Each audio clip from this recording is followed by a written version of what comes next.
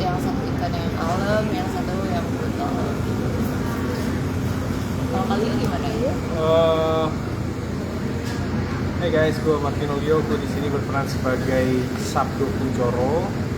Ini apa ya? Sabdo Kuncoro di sini tuh sebenarnya karakternya masih sama Sabdo Kuncoro yang di Seudino. Nah, kalau di Seudino itu kan hasil akhir dari dendamnya Sabdo Kuncoro. Nah, di Jano Ireng ini penjelasan kenapa Sabdo Kuncoro sedendam itu terhadap keluarga Atmojo. Atmojo itu Mbak Karsa itu yang memerankan Mbak Karisa Suwan. Iya. Jadi berapa tahun pasti? Ini sekitar Seudino itu kan 3,5 tahun. Dia taruh 3,5 tahun. Ini baru lagi terus ya taruhlah 8 mau hampir 10. Ya 8 antara 8 atau 10. Berarti secara fisik ada perubahan sedikit? Secara fisik iya ya. Visual hanya berubah, ini growth banget, terus rambut pakai wig diudahin Mungkin yang membedakan sama Seudino itu apa sih yang menarik dari film ini? Kebetulan aku di Seudino nggak ada ya, jadi aku baru di Jano Ireng ini. Yang membedakan adalah Ratu itu penyebab salah satu Ratu di sini berperan sebagai Intan itu penyebabnya salah satu penyebabnya kenapa Sabdo sedendam itu sama Mbak Karsa. Jadi awal sebelum main ke film Jano Ireng sempat riset dulu dong tentang film Seudino. Sempat research dulu soal Oh, aku Seudino. sempat research, sempat nonton juga. Ratu ini pengalaman pertama sama Mas Kimo? Iya, jadi pertama aku jujur enak banget syuting sama di Pak Timo itu tuh ya kita tuh gak pernah pulang malam ya, kita pernah pulang malam banget, pagi sorry, kita gak pernah pulang pagi saat juga syutingnya gitu. Ada kejadian aneh nggak sih selama syuting? Alhamdulillahnya sih nggak ada ya Kak, kejadian aneh yang kayak misteri itu nggak ada. Untungnya aku kan minus matanya, aku nggak pernah pakai softline waktu syuting karena aku takut kalau melihat sosok gitu langsung berhadapan, aku harus gimana nih. Berarti nggak terganggu tapi dengan mata? Enggak sih, alhamdulillah. Juga di Seudino kan ada fighting juga ya? Ya. Di ini apakah tetap ada seperti itu atau eskalasi seperti apa? Se-fightingnya ini masih aman, nggak yang sampai kualitas atau motor. Jadi tetap ada struggle. Justru yang bikin gua tidak salut itu ya salah satu adegan yang berhubungan dengan actionnya itu ya Ratu ngelakuin sendiri. Jadi dia harus ada satu adegan di mana dia harus lari semua, loncat, motor, tek gitu, terus habis itu nangkep leher ke belakang, kunci. Dan itu dia ngelakuin sendiri. Ya, keren. Makasih ya Kak. Berapa kali take tuh? Pujian. Berapa kali? Gak nyampe 3 kok. Wah. Dua, mungkin dua sih. Tapi kamu emang pengen sendiri apa pengen? Berarti dapet. Adegan itu Aku ya? sendiri yang mau. Ya, aku sendiri yang mau dan alhamdulillahnya aku bisa memenuhi itu semua. Latihannya apa lagi? Wah, latihan tuh sekitar 9 itu ya. Iya. Ada Seru pas latihan sempat ada kejadian di mana dia ganti nih dulu kalau misalnya mau makinin gua hati-hati. Kenapa ini gua tuh agak lumayan macam terus gue bisa gini tapi dia ngambil angle yang salah gitu kok langsung sini dulu ya kan gue bilang kan ya pas lagi kayak gitu tuh nggak berasa sama sekali lagi melakukan adegan itu, malah kayak oh ya udah nggak ada rasanya. Nah pas udahannya kok agak sakit ya, terus benjol di sini tiba-tiba gede, apa tulang aku tiba-tiba turun, apa gimana nih, langsung takut. Adrenalin banget. Nah tuh, cerita dikit dong, mungkin Mas Leo udah pernah sebelumnya kerjasama sama Kimo, terus film sekarang kan Kimo. Nah Ratu sendiri gimana akhirnya adaptasi sama Mas Kimo yang secara latar belakang Mas Kimo kan filmnya itu lebih ekstrim ya, gore dan macam-macam darah-darah. Mungkin dengan yang ini gimana? Mungkin nanti dilanjutin Mas Leo. Itu sih semua pastinya didiskusikan aku sama partner. Ya secara didiskusikannya aman-aman aja sih kak. Oke gitu.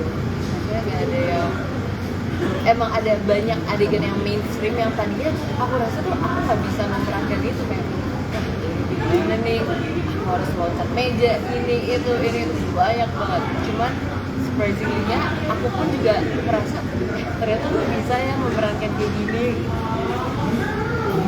Kalau Mas Leo? Kamu gimana? Apa tuh? Dengan Mas Kimo kan sebelumnya udah pernah, nah mungkin Ratu baru ini ekstrim. Nah, Mas Leo sendiri dengan yang sekarang ini ada perbedaan kah atau mungkin lebih mengenal Mas Kimo gitu? Perbedaannya ya ini satu step di atas Seudino. Jadi kalau untuk urusan gore-nya ya lebih gore daripada Seudino. Kalau untuk urusan apa ya, actionnya, porsinya mungkin lebih banyak sedikit di sini. Tapi kalau secara kerja gue merasa apa ya, gue merasa challenging apa enggak, nggak pernah, selalu nambah. Mas Kimo. Tapi memang Mas Kimo punya karakter banget gak sih Mas sebagai penyutradara? Ya. Apa sih khasnya kalau di lokasi ciri khasnya Mas Kimo. directing motor? Apa ya, meskipun adegannya berat gitu, kehilangan apa segala macam bla bla bla, kayak misalnya pas udah dengar kata cut gitu, cut, terus kita dengar dari tenda, ya tetap ketawa-ketawa. Iya banyak tahu. Seserius itu waktu ada syutingnya. Tapi penggarapannya sih, Iya. jadi dibawa sih. Ada kan beberapa sutradara tuh kalau lagi ngedirect mereka terbang ngikutin scene. Sementara ada yang kita harus pahami juga pas kita take itu tuh, scene-nya kan vibrasi emosinya itu yang rendah. Nah sebisa mungkin kan kita di dalam lokasi tuh balance, ada yang rendah ada yang tinggi. Jadi ketika cut ya kita balikin lagi ke yang tinggi. Nah ini tuh ada di lokasi. Jadi pas kita sedih-sedihan, cut, oke, ketawa-ketawa. Pas kita marah-marahan, cut, oke, ketawa-ketawa.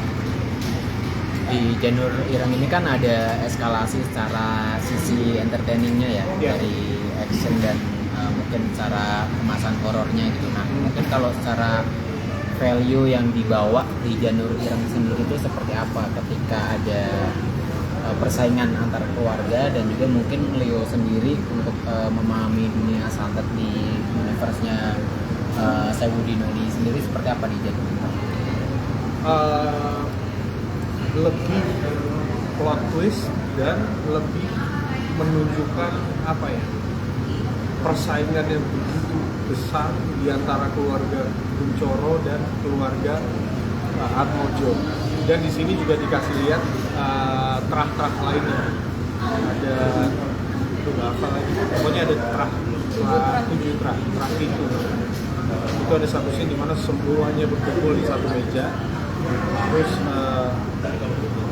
ya mereka ketemu, dan pas mereka ketemu mereka kayak apa ya, unjuk gigi, unjukin kalau mereka yang paling berkuasa, ya penguasa pada umumnya lah. Jadi mereka ketemu di satu meja yang kayak ya wah itu apa ya, bisa dibilang relate sama keadaan sekarang, di mana orang-orang berkuasa senyum-senyum di depan tapi kirim-kiriman santet di belakang. Coba. Berarti lebih kolosal juga ya sebenarnya kalau secara kemasan produksinya dengan banyak orang. Lebih apa ya? Nggak ini deh, nggak bisa dijelaskan dengan kata-kata karena lebih sadis gitu hasilnya. di antara kedua keluarga ini. Kan kalau di Seudino tinggal sisa Sando Kuncoro melawan satu keluarga. Iya. Nah ini keluarga Kuncoro masih utuh melawan keluarga ini. Iya, berarti Kuncoro tuh ada nggak di Ranger Tua? Kuncoro, keluarga Kuncoro masih ada? Keluarga Kuncoro ada nggak ya? Aduh takut ya. Iya. Ada apa enggaknya? Gue juga nggak tahu. Cuman ya kita lihat aja.